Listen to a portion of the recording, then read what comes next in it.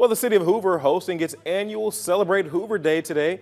People came out to Veterans Park for games, rides, food trucks, live music, and even a 10-foot apple pie. That sounds yummy.